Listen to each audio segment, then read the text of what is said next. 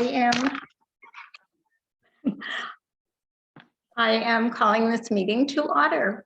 And are there any agenda changes that anybody wants to? No, great. And I thought we might have to change the superintendent report because she would still be in another meeting, but here you are. And we can certainly start off with any community members who would like to speak, and that does in fact include, obviously, school committee members. We don't have to have a separate category.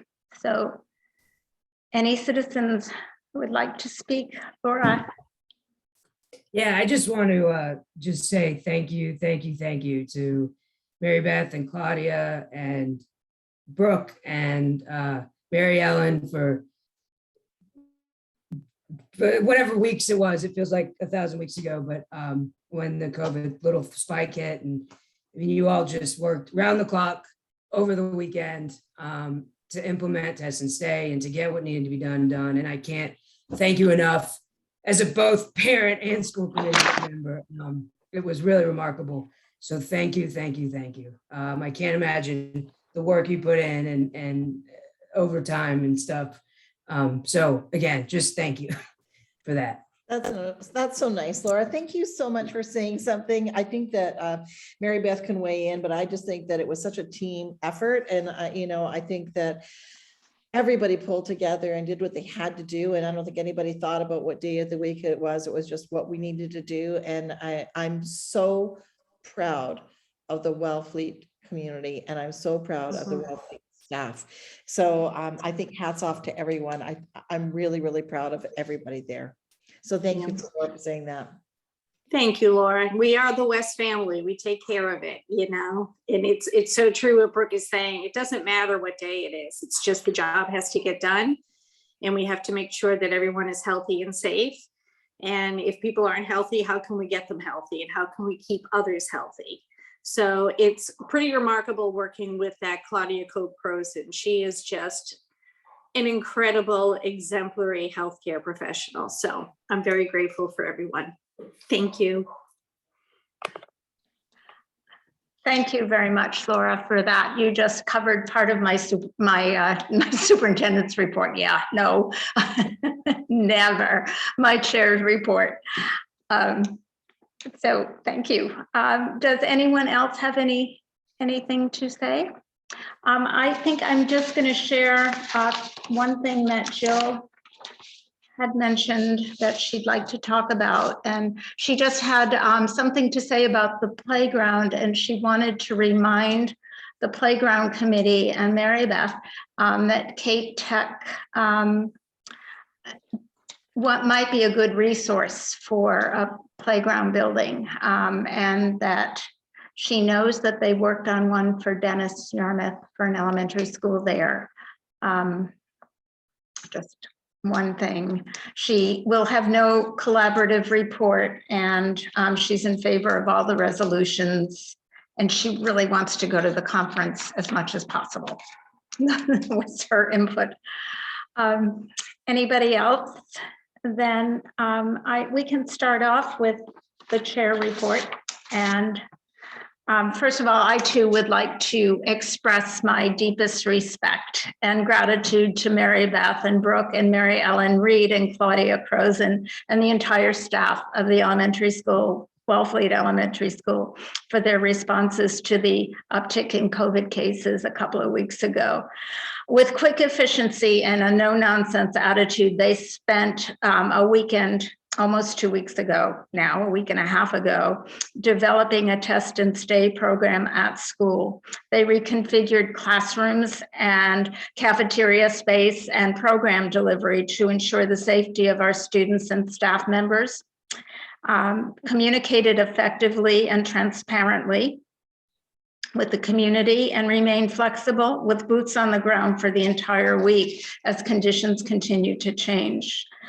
As part of the superintendent search committee, I report that we met on October 5th And aside from establishing norms and roles and responsibilities for the consultants and the members, we adopted questions for breakout sessions for the 4 public forums that took place this past week.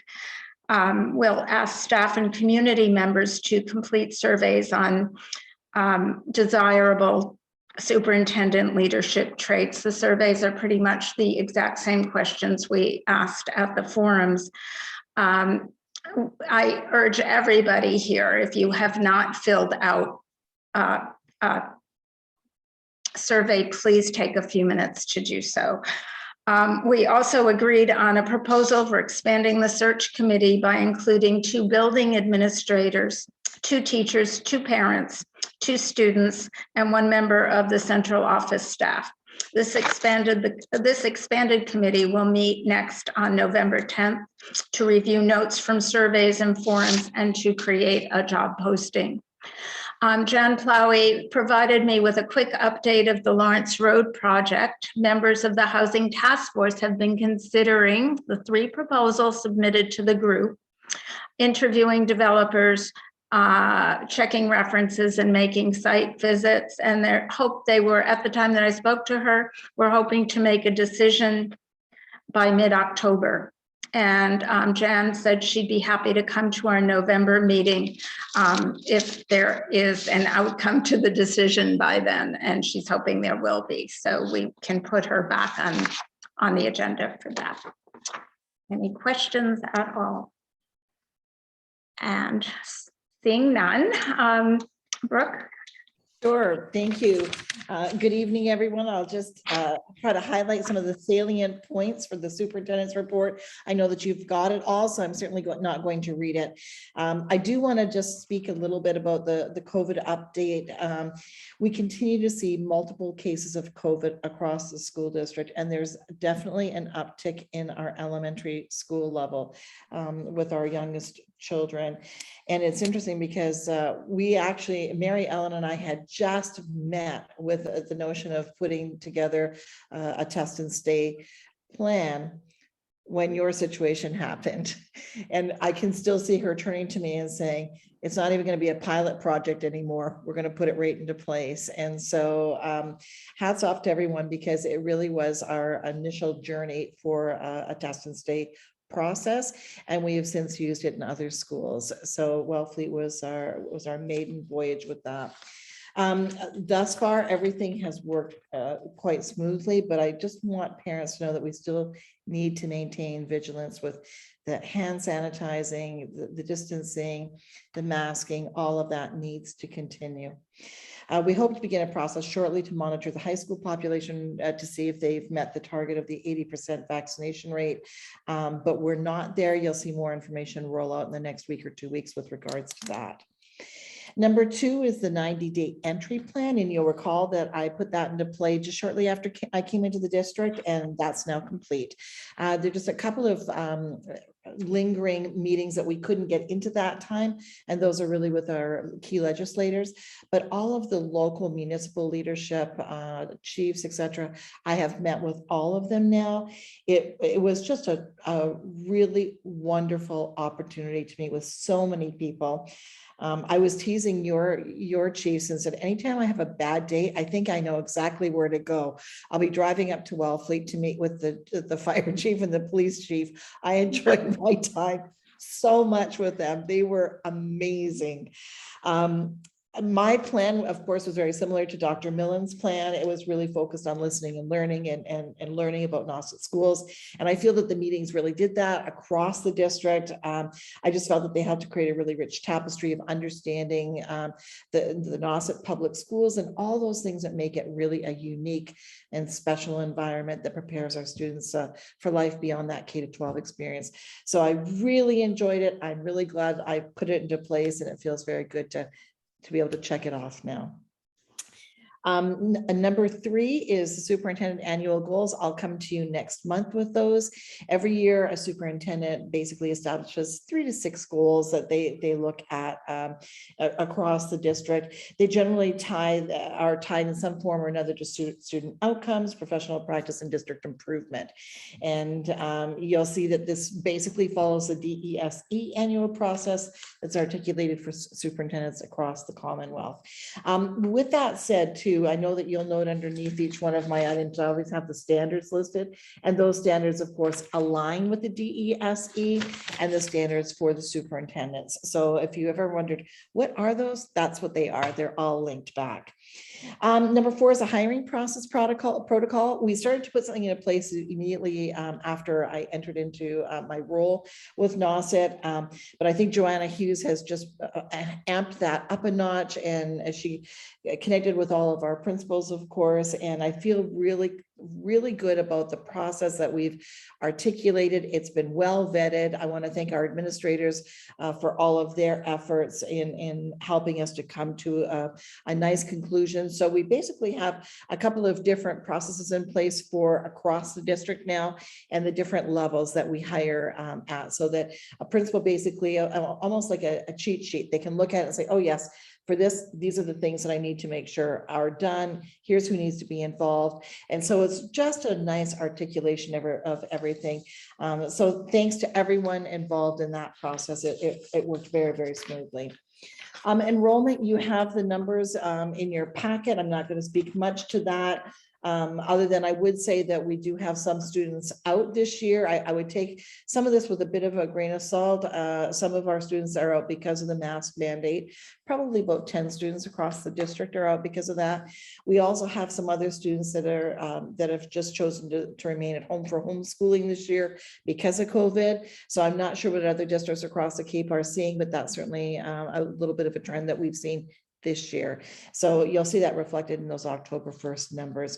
The other thing I'd remind folks is make sure that you're not looking at grade 1, grade 2, grade 3. You should be looking across from the 2020 to the 2021 numbers. So that's how you should be looking at your numbers, not how many students did we have in grade 1 last year and how many in grade 2. Make sure you're following the trend of the classes going up. There's something to be said about the other piece, but in terms of looking at your collective number, but really what's more important is your numbers from year to year. The last thing I want to just mention is about our central office and certainly the conference room. And, the central office in general, we're looking at trying to make it feel more welcoming when you walk in, feel more like it's NOSIT. And so that NOSIT brand, that NOSIT flavor. And the conference room, we're looking to have it just bumped up a little bit more in terms of technology. And so that when our staff come in, they can use it for all kinds of different things.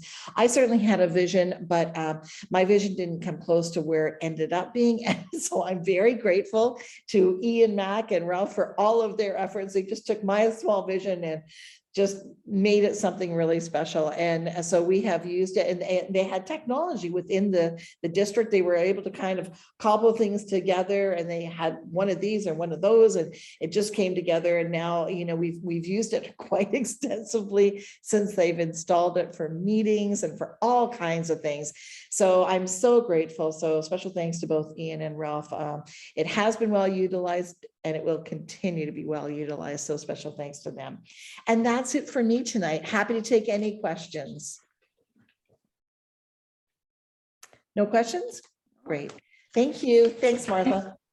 Thank you, Brooke. And now Mary Beth, principal. Thank you. I just have two small ones in addition, and the other is a tweak. So the first one on the second page, we had our announced fire and I have fire drill. We also did a lockdown drill, and both of those were very successful. So yesterday was our first unannounced fire drill. So with the announced, we were able to get out in 2 minutes. With the unannounced, we were out in 3 minutes. So I thought we would have doubled that number, but we made it out in 3 minutes, and Captain Capello was there for both of those. So they're doing a little different data collecting this year, where we, after the fire drill, will send to them how many people were in the building as well as the time. So they're able to keep that data just to see the progress that's made and how quickly we can get out.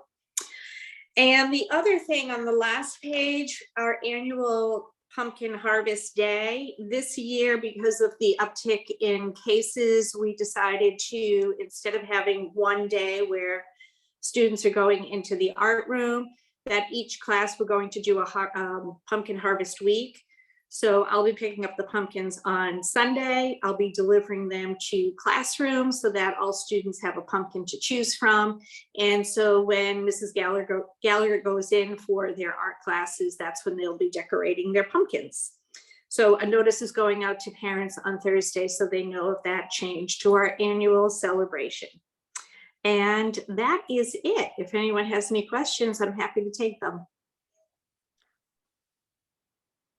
I guess I have to call on myself. I was going to say, Martha, can you ask Martha to? I do have a question, just wondering if you have heard anything about our proposal to community development. The CPC? Preservation for the playground. So Lisa Holmes is actually going to the meeting tomorrow. I've been working sort of behind the scenes with Giovanna to see if our Habib and Associates, those architects, can be our house doctor for the engineering and design, and that we can utilize hopefully the combis, the state bid list, to purchase the materials and the components for the playground. So that's where we are. Lisa, we had a meeting this afternoon, a playground committee meeting, and Lisa Holmes is going to that meeting tomorrow just to let them know where we are in the progress. And most of the donation letters for the writing campaign, there were two subcommittees from the playground committee. One was for donations, and those were all mailed out in the past week. And the other is for asking businesses and private people to please send in letters of support, supporting that we need this playground, etc. So there's a lot of work happening. There's multi-steps to it, but I think we're making great progress. Great, good. Yeah. Thank you so much for that. And we're hoping that they'll be voting on it so that it gets onto the town warrant in April. Thank you. Sure. All right. This is tricky. Okay. The next thing that we wanted to talk about is the summer bus parking contract. And Suzanne, if you unmute and show us your face. Hello. Good to see you. Thank you. Good to see all of you. I think it's 2 years ago, we were discussing this in depth, and I have come to see if you're interested in going forth again. I have no idea if the bus companies are still interested because I haven't contacted them. I wanted to speak with you and your board first, Martha, and see if they're interested in actually doing it. And I think the piece that was not addressed last time was proper signage. So you will also need to put up signage that specifically restricts parking to those people who are under contract with the school. But except for those two pieces, I'm ready to go forward and try this again. Okay, that is a good start. Thank you, Suzanne. I am wondering how people on the board feel, if anybody has any comments or any ideas about whether or not we should move forward. And also, I'd especially like to know how our principal feels about it. Betsy. I'm just wondering if we might just go a quick review because I don't think Liberty was on the committee. right. And so I think it'll be hard for her to weigh in until we kind of review. I don't know if Suzanne would want to do that or you, Martha. Suzanne, would you like to do it? I'm happy to if you. No, I'm happy to, Martha, not a problem. Several years ago, I came to this school committee with a recommendation that they consider leasing out the space in the circular drive directly in front of the school, as well as the parking area to the north of the school building for bus parking in the summer. And two companies had come to me and said that they were interested in doing this. And one was Cape Destinations, which sends a lot of buses into Wellfleet in the summer, as well as the outfit that owns Cape Cab, Raphael, the Funk buses, that whole outfit there.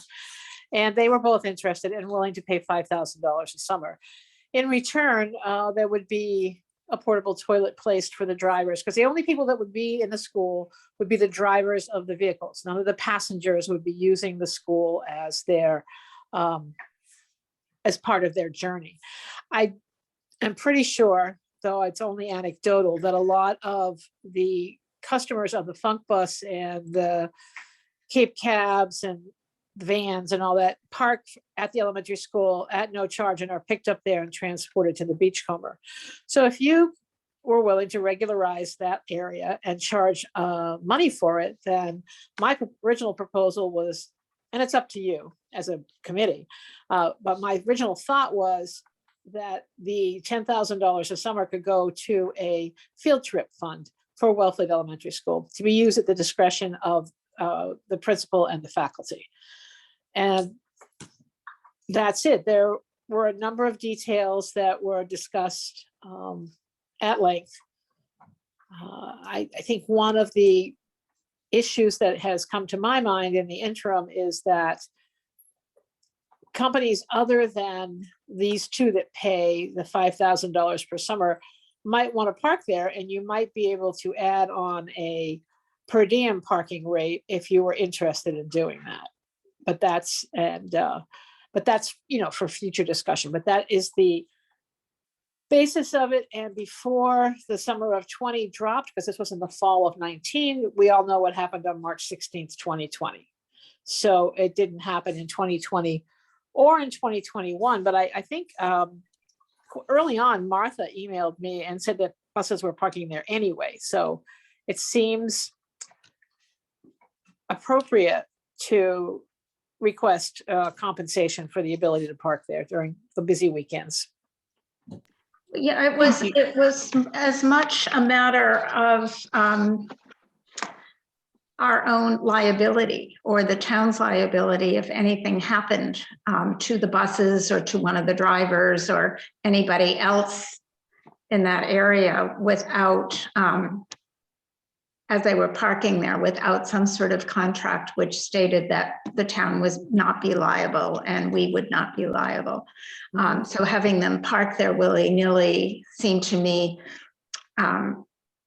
dangerous in terms of liability. And also, why not, if we can make some money for the school. I don't know off the top of my head, I would like to find out how a decision about how we would earmark the money as a school, whether that would be Mary Beth's decision or it would seem to me it should be Mary Beth's decision in terms of how that money gets spent. I have one other concern, and that is you said something about people parking there to get on the buses, to get to the Beachcomber. Is there a way to prevent that? Because that's a whole other can of worms in my. Well, there's dual authorities on the Hill, as it were. On the west side of Lawrence Road is in the purview of the school committee to regulate that. On the east side, up against the ball field, those are town-owned parking spaces. So it's two separate discussions. Mm-hmm. And I haven't even gone to the town or to the select board because your decision should really precede that discussion. Okay. So if the town says it's okay for people to park there to get on the buses, it does change what's happening at the school because people will be crossing over and coming onto the buses. Well, no, I think that it's really two different streams. There's the big buses that will park with the contract and will be empty when they're parking there. Then there's the smaller cabs and vans that come up Lawrence Road, stop for a minute, people get on, and then they go to the Comer. So it's two different types of transportation happening. It's a very busy place in the summer. Yeah, of course. Does anyone have any other questions or concerns, comments? What are people thinking about this?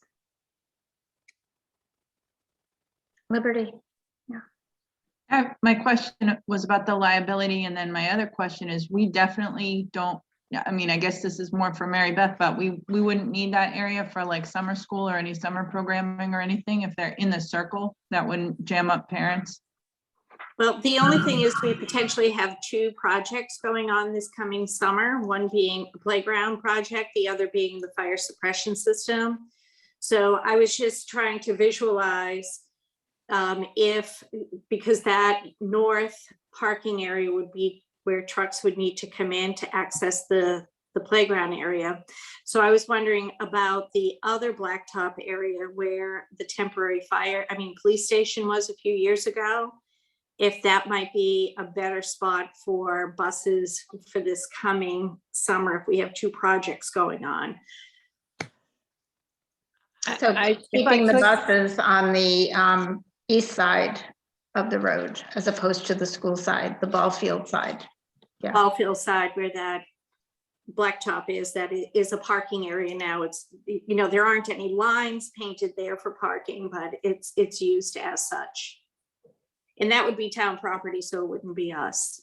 Mhm. Exactly. Yeah, and I mean, I would love the extra income, if you will, because the PTA will be donating towards the playground project. So that would have been a wonderful thing to have, since we're losing our assembly and field trip monies from PTA that's usually gifted, that it could have been made up that way. I just don't know if the bus circle in that north parking area is going to be easily accessible to people outside of, the work that potentially is going to be done. And if that's the case, responding to Liberty, then we would have our summer school probably at Eastham Elementary like we did this past summer. If I could, Martha? Yeah. The original draft agreement was for Saturdays and Sundays only for bus parking. So I don't know how that impacts construction or what they'll need to leave there over a weekend for equipment. I have no idea, but this original agreement was for Saturdays and Sundays. And Mary Beth? The fire suppression system, they already felt tight for installation because it incorporates the entire building. So when it was supposed to go in this past summer, it was going to be from the day school let out until the day right before school opened. And it would include weekends.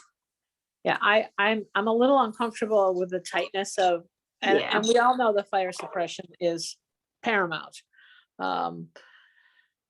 I would recommend that you invest in signs on explaining that kind of parking need and not have competing parking entities on the weekends when there's no one there to oversee what's happening.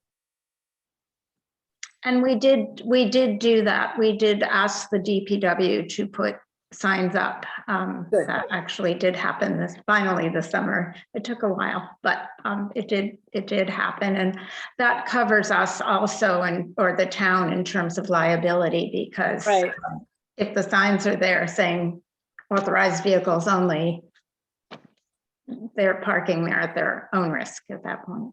So according to legal.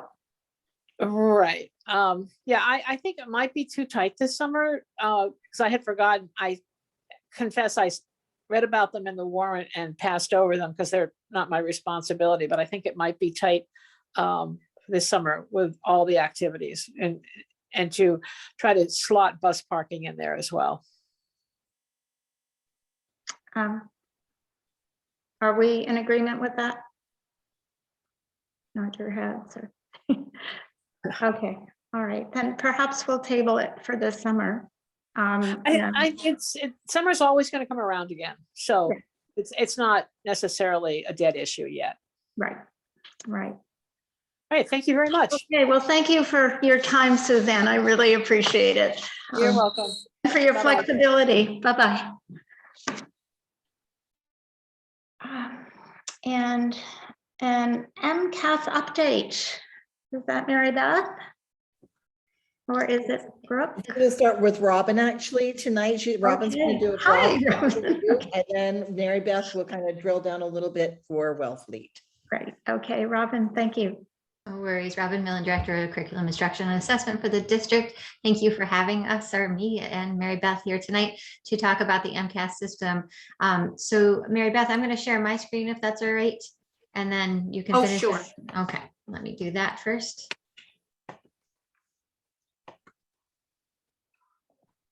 I'm hoping you can see something that says Massachusetts Comprehensive Assessment System. Good. Okay, thank you. All right. So a couple of things for today. We wanted to come ahead of the dialogue. I'm sorry, this is like my fourth meeting in a row. Dialogue of the MCAS results from the 2021 school year with some information about what that looked like. It looked a lot different than in years past, to kind of set the context of what the scores are and what we are going to be doing about them.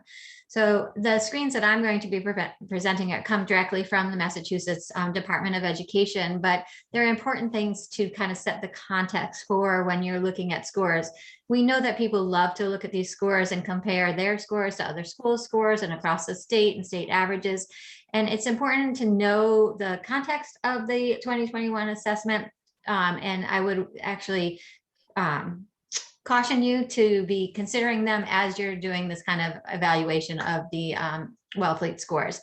So a couple of things that are different about 2021 that weren't in 2019, which was the last time we took this assessment, is that in 2021 there was an extended administrative timeline. So normally we have a certain amount of weeks, and they extended the window to a quite large window last spring, and that allowed districts to get themselves in order, organize their teaching and learning, and make sure that we could be kind and gentle with the assessment that we're delivering. So it's important. The reason why that's important is some districts and schools decided to take the assessment at the beginning of the window, some in the middle, some at the end. So you can imagine that the scores are fluctuating depending on that, because more time in instruction means that you should do better on an assessment and things like that. So keep that in mind while you're looking across the state scores and across the district scores as well. Also last year, the MCAS assessment was truncated. So instead of getting 2 regular sessions of math, science, and ELA, English Language Arts, students were only given 1 random assessment last year. So again, as you can imagine, that means they had half as many questions and half as many times to get it right or wrong. So just keep that in mind as well. So students in grade 3 through 8 that were learning remotely also had the option of taking the assessment remotely. So, and they were monitored, and the administration was made sure that it was authentic and a student was actually taking their own assessment. Across the state, across the Commonwealth, about 20% of the students that were in remote environments actually took the test. So that does change the averages and the state averages, as well as in our own district, if that happened as well. I do know in NAWCET that the recommendation was if you were remote that you came in and you did try to take the assessment, and we had a much better return on that, but just keep that in mind when you're talking about larger population scores and looking at those scores across the Commonwealth. The student growth percentage, we call it SGP. That is also a change this year. So typically, and I feel like it's one of the most important scores that we can assess from the MCAS, because it actually shows whether your student or your child or even the group of children are making a year's worth of growth in a year's worth of time, which is really what we want, no matter where they start or where they're at. As long as we know that they're making at least a year's worth of growth in a year's worth of time, that's great. Unfortunately, because of the break in 2019 or 2020, by not taking the assessment, DESE has figured out a way to have a new formula and a new algorithm. So now they're basing that off of a 2 to 3 year baseline instead of a previous year's growth, this year's growth. So you won't get a SGP in grade 4, which is usually the first year you get that. We only have SGPs for 5 through 8 and then grades 10. So again, only if they took previous assessments over 2 to 3 years. Also, if you're a parent or a caregiver in our district, you did receive, I'm hoping, your paper copy of the results. They went out last Friday.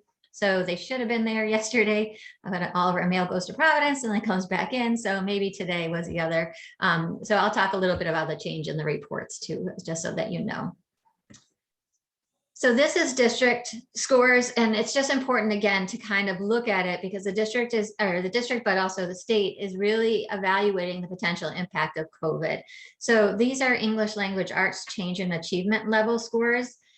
And what it is showing us is that the groups of children, so the percentage of children that were in any one group has been significantly depressed in the meeting and exceeding areas. Now for MCAS, if you're meeting expectations or exceeding expectations, that's where we want our students to be. That means they're meeting the grade level standards and they're doing proficiency work. So in those groups over the 2 years, over the last 3 that we've been in school, that you can see they're down in English language arts almost across the board, anywhere from 3% in grade 4 to about 11% in grade 8. They also are the only place that they were up across the state.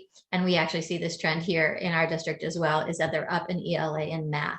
So that population actually grew. The others were significantly depressed. Now math, you can see, and there's no surprise here, to be honest with you. We knew math was going to be substantially hit more dramatically than English language arts. And there's a lot of reasons for that. And I can explain that if you'd like me to. But you can see in meeting and exceeding populations is down anywhere from 13% to about 17% in grades 3 through 8, and was also down in grade 10, about 7%. So when you're looking at populations of children in those areas that we want them being lower than what we would hope they could be, and where we would typically want them if we weren't in a pandemic, we also want to look at the ELA and the math, like the scaled scores, so that you can see what is actually the change in the outcomes of the truncated test. And in general, they're down. You can see, again, there's lots of negatives on the left side and the right side. And then the average scale scores just in grade 10 and ELA are just a little bit up, but they're not significantly down. So, we are worried about the COVID impact. We are worried about the way that, student teaching and learning has happened over the last couple of years. But you have to also remember that a lot of these districts were not in school in the way we were in school and things like that. So our outcomes here in NASA are generally a bit better. So just a quick thing about the Guardian report or the caregiver report that some of you may have gotten, but I just want to keep you updated on some of these changes. This is a fictitious report. It's a grade 5 student report.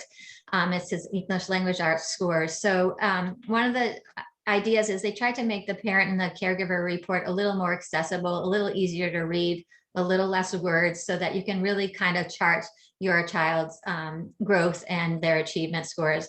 So you'll see the red, the yellow, the green, and the blue graph, I guess, across the middle of the screen there. That's Noah's ELA score. He scored a 510, which was over the 500 proficiency mark. So he's meeting expectations.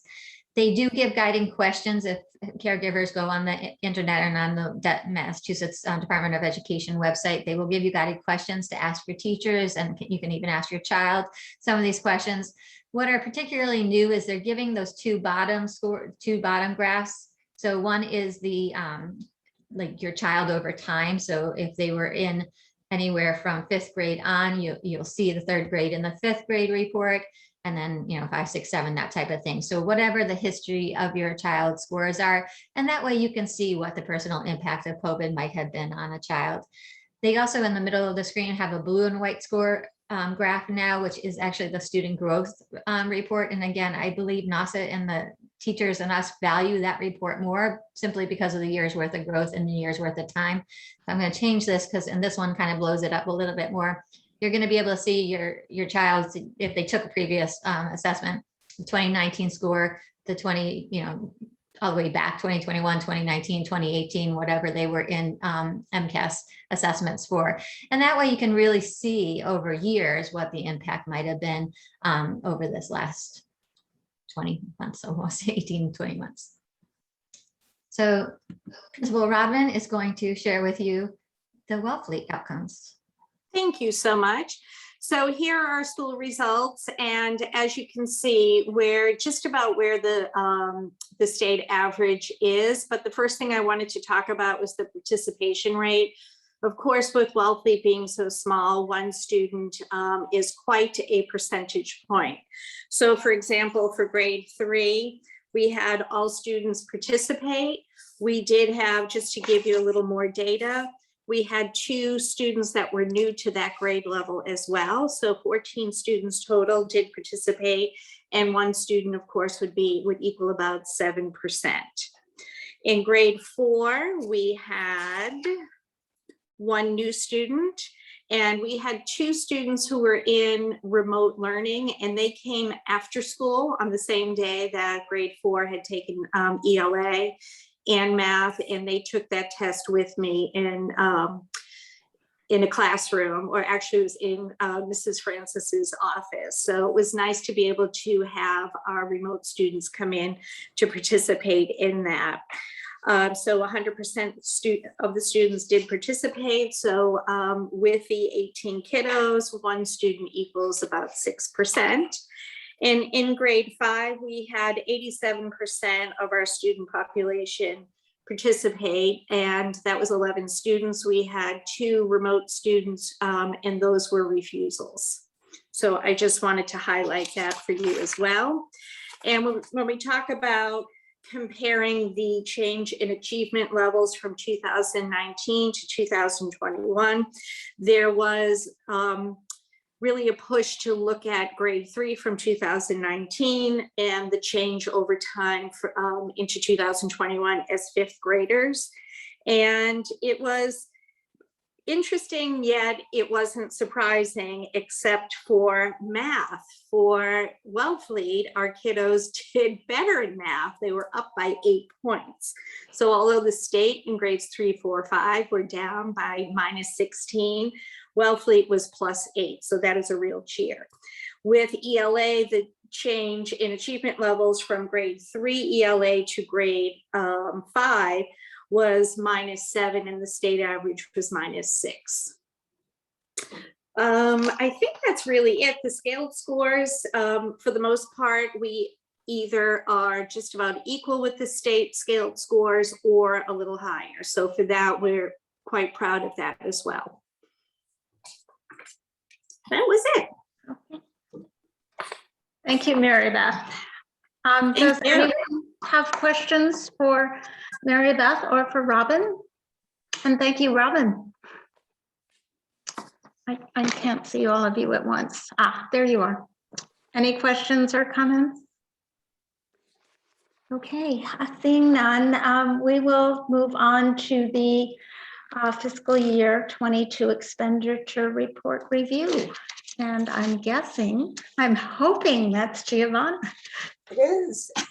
Good evening. Let's go directly to page 8 of the expenditure report, please. We have encumbered for all of the salary line items, and we've encumbered all of the substitute line items and the utilities.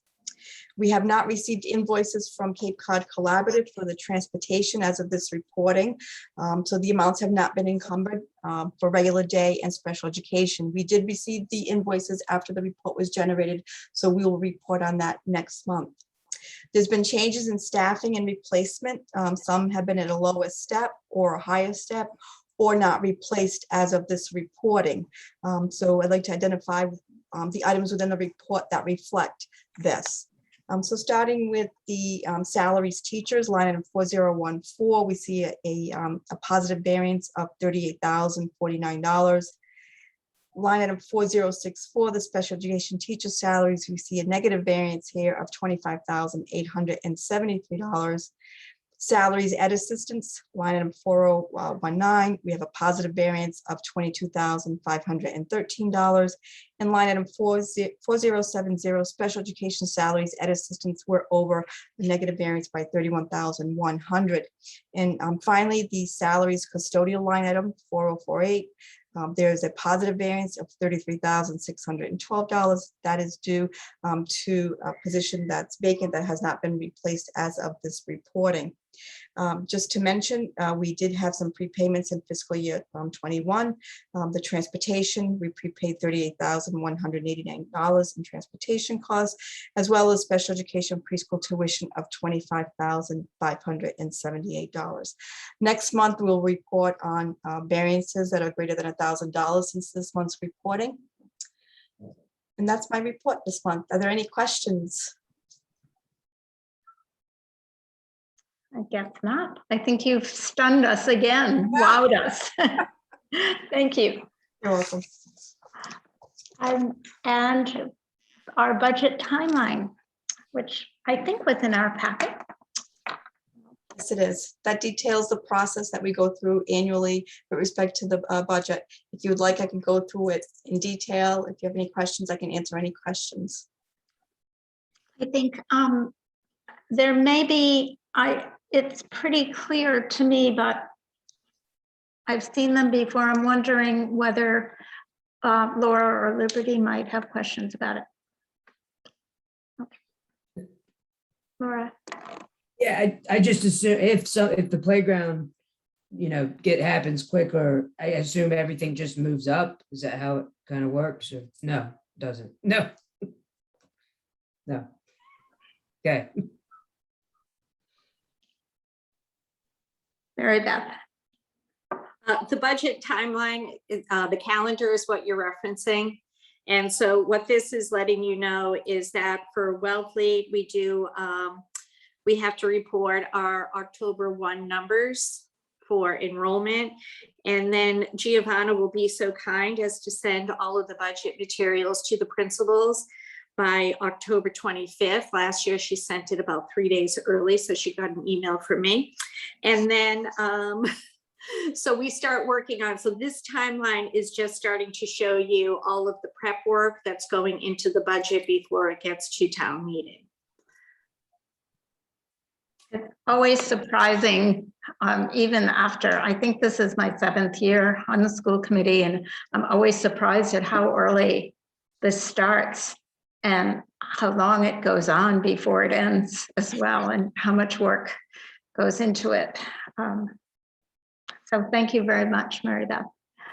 And I keep scrolling down and losing my agenda. Okay, and next we have the capital plan, and perhaps Laura, that's what you were asking about. So does your question stand? Would you like to yeah. explain it again? Yeah, that's what I was talking about. The capital improvement plan. Yeah. Yes, so that's my question. Okay. All right. Anybody else? Yes, Betsy. Well, I know you haven't really presented it yet, but just from looking at it, my question was, would the amount of the playground change because we were getting some funding? So that was, I didn't know if that number would be reduced or whatever. Mary Beth? So I believe that this is the capital improvement plan that has been updated for school committee approval. So for example, the 2023 fiscal year with the fire suppression system, what we had in the capital improvement plan in the past was for it to come in at 1.2 million. Even though it didn't make it on the town warrant, there were 2 bids that came in. One was at 1.7 and the other was just over 2 million. So the recommendation was to make that estimate a $2 million estimate. And I think there's a typo there. And then the second one is the exterior cladding. If you remember in the past, we had that over 2 years. And since it's getting to be pretty poor shape, including the trim work with the rot, that we had estimated that cost to be about 600,000. And when I met with Jim Nowak, he recommended that we increase it to 800,000 for two reasons, because it's been pushed out a year, as well as cedar shingles are very difficult to come by right now. And that lumber yards are not even accepting supply orders from people. So he thought that that would have to be increased too for the supply and demand. So with the playground, the replacement of the playground, we kept it at $350,000. And of course, that would be reduced if we were able to have funding sources from CPC, et cetera. So we just kept the original in there as sort of a placeholder, but the anticipation is that that would go down significantly. Thank you. Now, Charlie Sumner I had forwarded to him, they wanted by early October what the 5-year plan was, not the 10-year plan. So I had submitted to him our old numbers for the fire suppression system as well as exterior cladding. So I just want to be able to, if you approve this tonight, to be able to update those two items and to send that back to him. Thank you. Thank you. And Betsy. So this is just sort of not really saying anything about this plan, but just a query, because at town meeting last year, I think we voted something about like we're a green town. Do you remember, Martha? And so I'm just wondering, like with some of the items on this list, like it just stuck in 2028, the fuel conversion to high efficiency propane. So just like the high efficiency language came out to me, and I'm just wondering, like efficiency is good, but is it green as well? And so just as a sort of precursor to like maybe be vetting this plan a little bit more through a green lens. I don't see anything like immediately that we would need to change, but just to try to keep cognizant of that, because I think we voted to become carbon free by 2050 or something like that. But we did some kind of a vote, and I don't want the school to be kind of left in a place where all of a sudden we're blindsided with this information. Mary Beth. Thank you for that. In some of the newer pieces of equipment, like the emergency management system equipment that just came in, the town had applied for, it was granted some green grants. So they have already come in to convert things to make it more of a green school. So something like that I'd have to look into for sure, because that again came from Habib, and I'm not sure if it was with that lens. Thank you. So I don't think it needs to be something for this particular vote, but we should try to keep it in our collective memories to make sure that as these things are beginning to come to fruition, we investigate so we're not caught, as Betsy said. My concern is I don't want to have to redo a fuel conversion again for tons of money because we didn't do it correctly the first time. So thank you for that, Betsy. Good, careful reading. Any other questions or comments on that? Would someone like to make a motion that we accept it? Sure, I'll move to accept the capital improvement 10-year projection plan. Is that right? Capital improvement plan for 2023 to 2032 as submitted. Did I do it wrong, Mary Beth? Would somebody second? May I? Martha? Yes, you May may. I think we have I'm to, just- wait, Mary Beth, I'm not sure, but I think we have to have a second first and then we can discuss. Is that okay? Okay, so would somebody, Laura, 2 seconds? Okay. Any discussion or comments? Mary Beth. I'm just concerned, the agenda says 5-year capital plan. I had submitted a 10-year, so I didn't know if you can vote on a 10-year, even though the agenda says 5. Oh, Hmm. Would Well, we a vote for the first 5 years of a 10-year plan?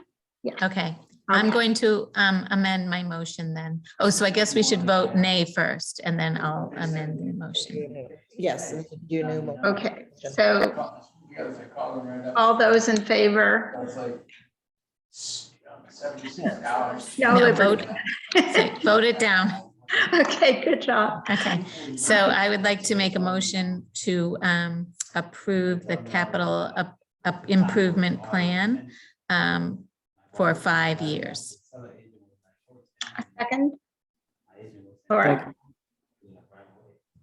And all those in favor, please signify by raising your hand. Thank you. And it's unanimous, so.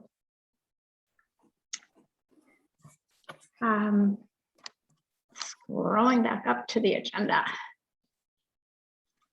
And now PTO fundraising, and we do not have Charity here.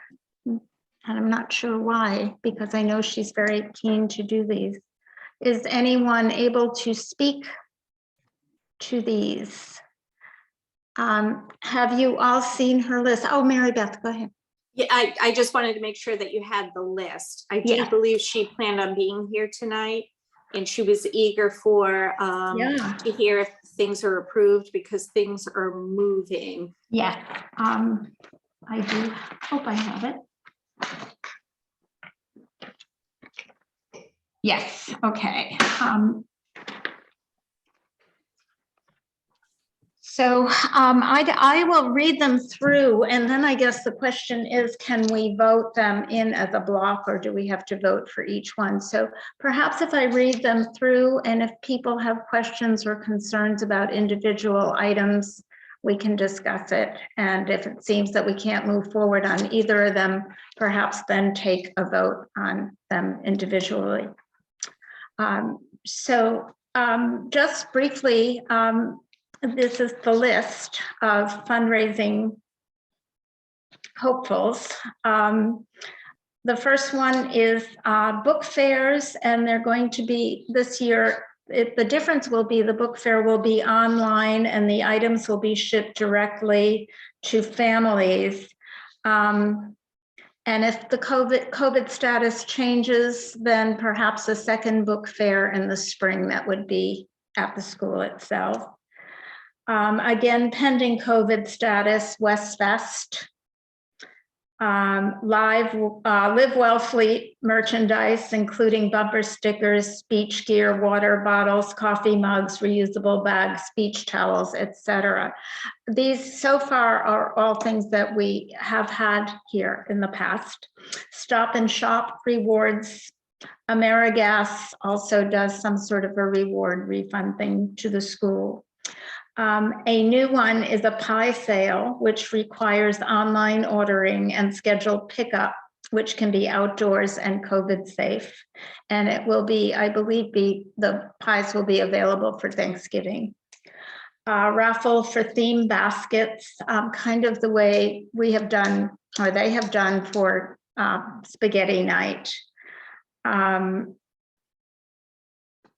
And this is extremely tentative, depending again on what's happening with COVID.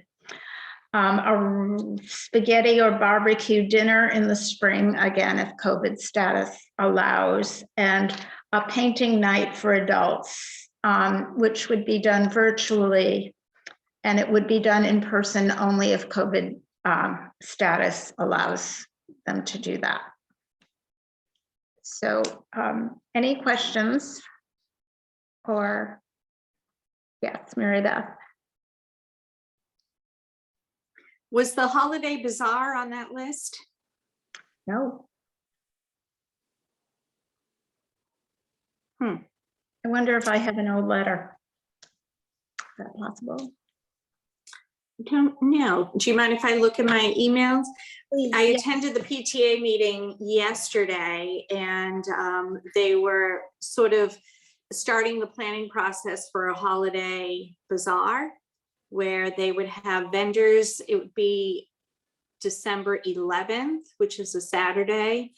And it would coincide with the annual tree lighting celebration. Okay, So do you mind if I just search while? no, please do. I think that's important.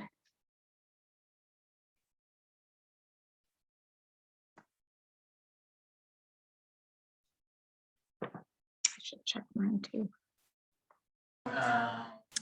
Martha, I think in the past we voted them as a block, just so you know, we didn't vote individually. Good. Unless, but we could take some out, like people could say to take some out if you want. Well, that's a good way to frame it. While we're waiting to find out about the bazaar, which bizarrely is not on my list. And I have the letter here. I'm reading from it, but it could be an older version. And are there any concerns about any of the items on there? Any questions so far? Betsy, I'm so glad you're here. Oh, so nice of you to say so. The only one I think maybe we should discuss just in terms of the wellness policy is the pie sale. Because in the past, we have been asked by the district at the district level to not, it was maybe my feeling that we've been asked not to, do the fudge and the things. That does not mean I'm against it. I just wanted to surface that. And I see Laura's hand up. Didn't we already okay that one? No, we'd only informally because I wanted people to be able to move ahead on it and It's gone Yeah. ahead. though. we have Okay. to vote on it. I've got the form in my house. Oh, I mean, I wasn't going to vote against it, but we do have to, that's another thing we have to clarify, that really you can't vote over email. Yeah, well, I think that it's different from selling candy directly to kids or dessert items, after lunch or, cookies. Because it's a family, you can't do Thanksgiving without pies. I mean, I'm thinking, it's a different kind of thing, I'm hoping. Betsy?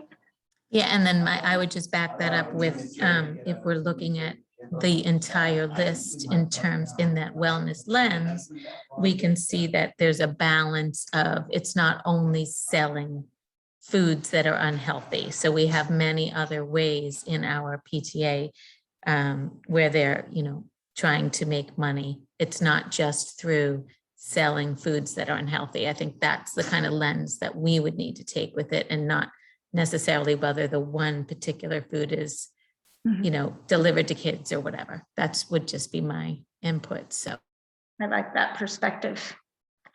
Brooke? I think pie sales are pretty common across the Commonwealth, quite frankly, at this time of year. So I don't think that I would be surprised that somebody would come forward from the district level to say no pies. So certainly I don't feel that way right now. I would probably want some for myself. So somebody could perhaps sign me up. Yeah. Mary Beth? I don't see it in my emails. I wasn't sure if maybe Arlen had a more recent request for fundraisers that just didn't make it to the packet. So I haven't seen anything, Mary Beth. Okay. Sorry. No, it's okay. Is there a way to take a vote with a tentative bazaar on it? I'm going to keep making puns, so stop me. Betsy? So I would make a motion to accept the PTA's requests in writing for fundraisers. And I would also like to include an oral request for the holiday bazaar if that should be taken up by the PTA. I like that. Is that a motion, Betsy? Yes, it was. I second. Great, thank you, Laura. Any other discussion on that? Seeing none, I would like to put it to a vote. How many people are in favor of that motion? Which I cannot possibly repeat. Thank you. All right, lovely. And Sorry, one more comment, Martha, if you would Yeah. indulge me. I'm just going to bring a little Jill into the meeting. I know she would say thank you profusely to our PTA for all their efforts, for all they do for our school. absolutely, absolutely. And if somebody could pass that along, please, to Charity, that would be lovely. Thank you, Betsy. And our conference attendees, and Jill had requested that I ask Arlen to make the switch, because I guess the people who are on the official list of going into the conference are the chair and the vice chair. And Yeah, is that true? Arlen? that's true for each committee, yes. The Yeah. chair and the vice, yeah. But it also seems as though we can interchange and change them. Jill had requested that I ask you to change it officially through the convention organizers, and I didn't. Okay. Because we hadn't decided anyway, and I don't think there's any reason, I don't think we really have to. It seems as though people can attend. Yes, yes. Okay, I'll change it. So, In the so you've meantime, got, we don't know yet how do people feel, who would like to go? I know that Laura, you have to go on Saturday. And are there any other members who would like to attend? Laura would. I know it's a work week for most of us, or most of you. And Laura, how much would you like to go to? Yeah, I mean, I would like to go because I'm actually finished with my work. So I started, I mean, I mean, I don't know how I would like to go on the 3rd and 4th, if possible. I kind of start every day a couple sessions, so so I'm not really sure how to go about. I mean, do you want to know like what times or? No, I don't think so. Okay, but I don't want to take somebody else's spot, basically, so. Right. It doesn't look like these are highly contested spots right now. Betsy?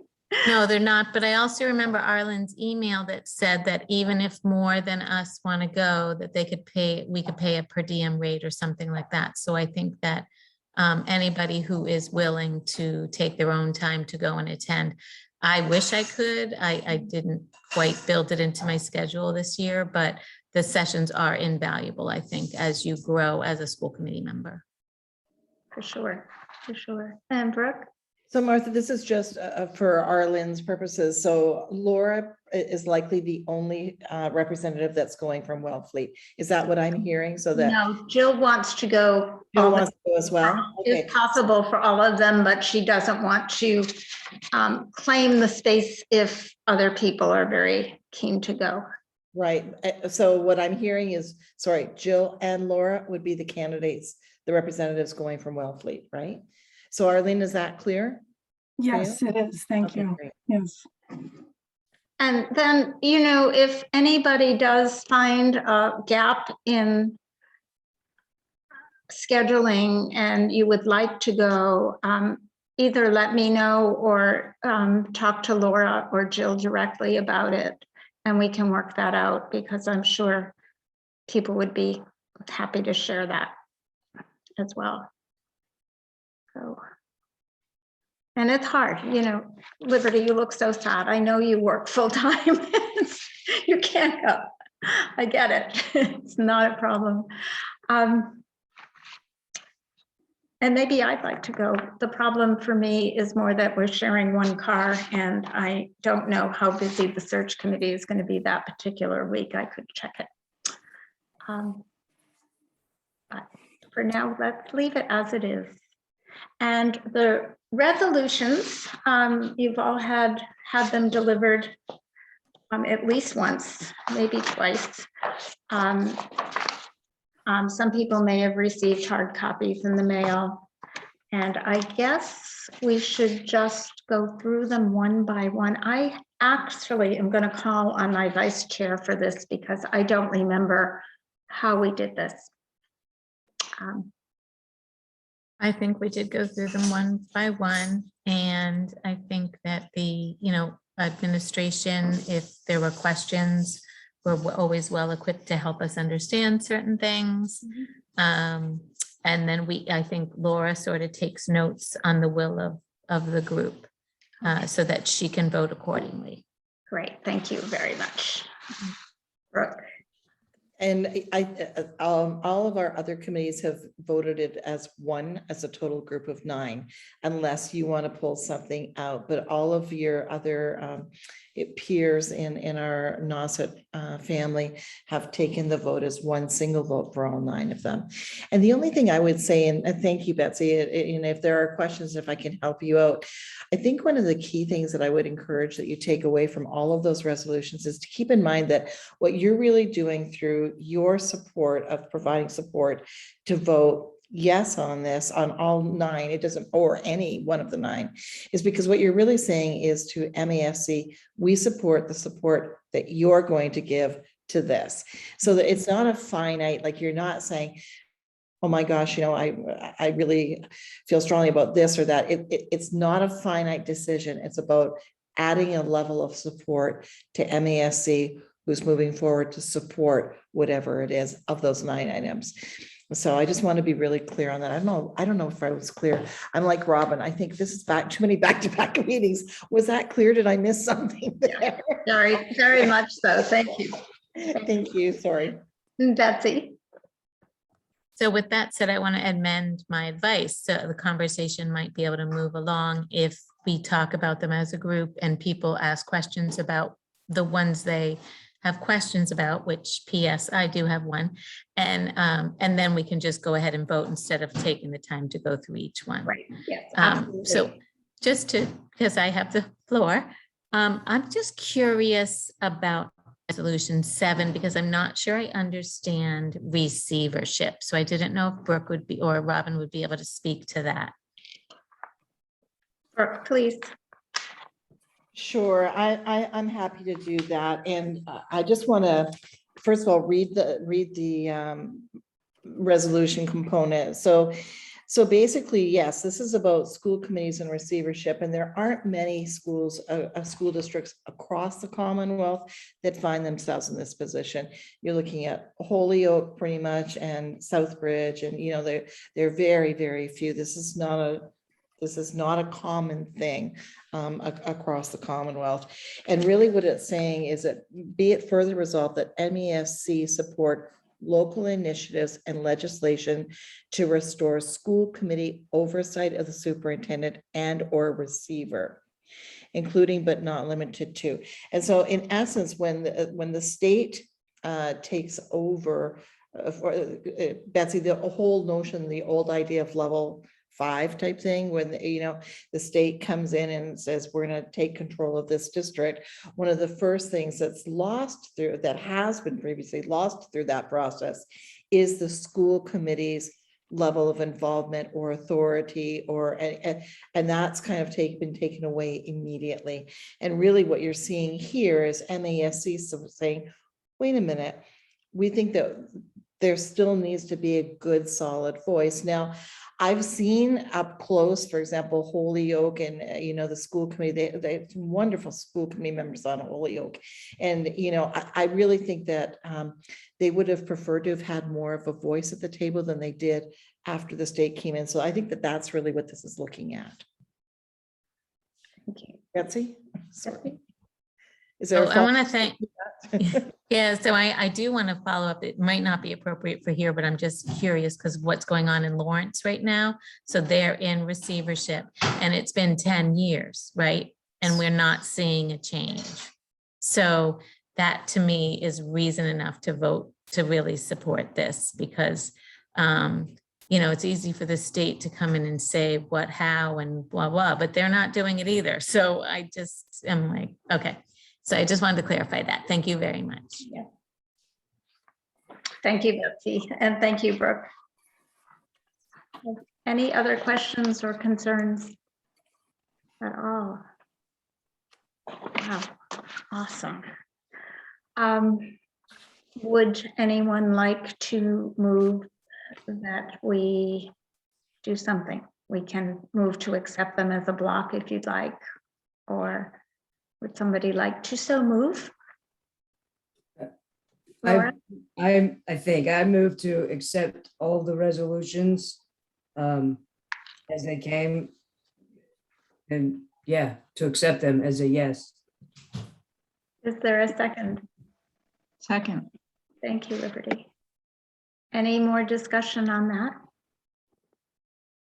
Okay, then let's take it to a vote. How many people would like to support all of the resolutions as printed? So we are, Arlen, you got it? She does.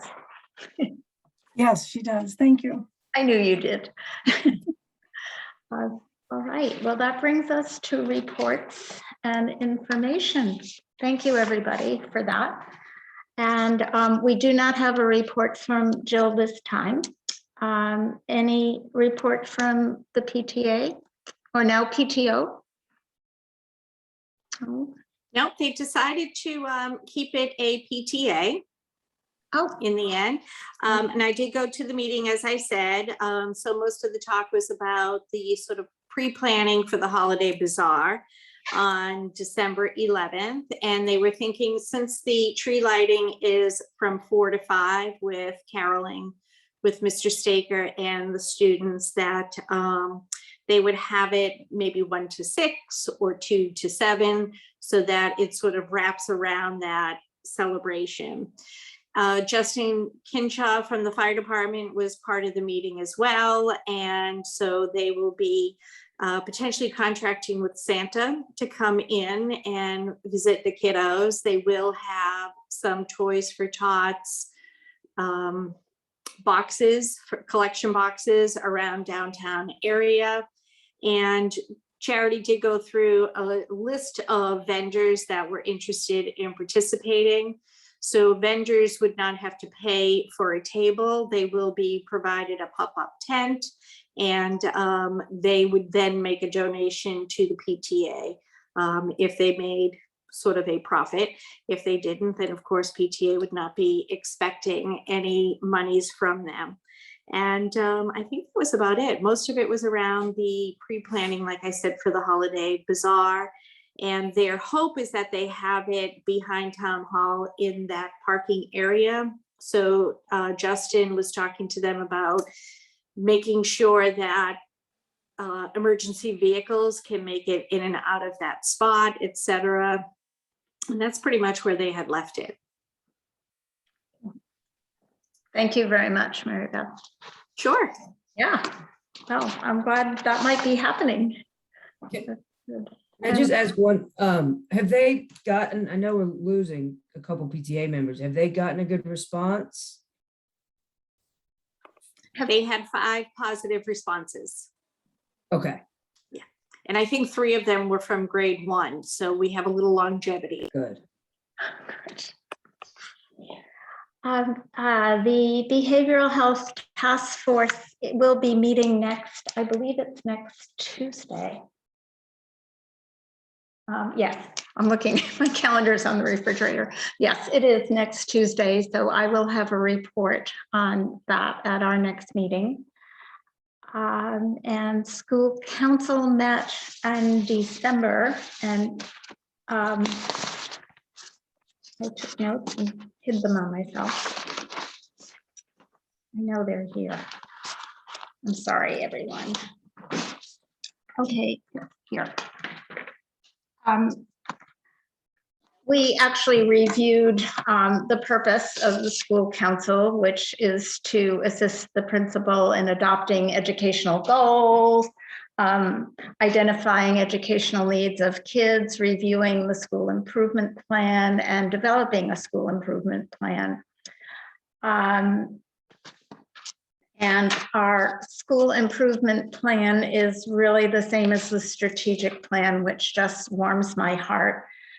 And we spent some time talking about 21st century skills, which is one of the goals directly from our strategic plan and what our school is doing. And it just made me very, very proud to be part of this whole committee and the school. And we talked a lot about deep learning and metacognition, all the critical thinking skills that we're trying to import. And also we talked about inclusion and equity, and the consultant who came in to do a wonderful workshop for the school system on that as well. So I'm very happy that I still get to be that liaison. It's a very, very pleasant, upbeat committee to be on. So thank you all for that. And the next report is none, unless there is a report that we have missed, which is very possible. And the next thing is agenda items, future agenda items. I can tell we're all getting really sleepy. Eyelids are beginning to droop. Any ideas? Well, seeing none, everyone's eager to get to dinner. And I will just ask you if there is anything that you would like to have us discuss, please just drop an email to me or to Brooke sometime in the next, actually it should be sometime in the next couple of weeks because we're a week ahead of ourselves. Laura? I just thought, should I, and maybe Jill and I talk about the conference? Would that be something on the Absolutely. agenda? Okay. There's something. Thank you. Okay, then do I hear a motion to adjourn? I think I hear more over across the street. Minutes. That's right. Okay. Are there any additions, corrections, questions on the minutes from our last meeting? Seems so long ago. Do I hear a motion to accept the minutes as written? So moved. Thank you, Laura. Second? Somebody? I'll second. Second. Sorry. And all those in favor? And we're all set. Motion to adjourn. So moved. Okay, second. Laura. Okay, and all those, all those in favor? Okay. All right, everybody. Thank you, Martha. Thank you. Thank you all. Thank you so much. Thank you. Thanks, Thank you, everybody. Martha. Have a great day. Thanks, Mary Beth. Thank Good to see you. everyone. Thank you. You too.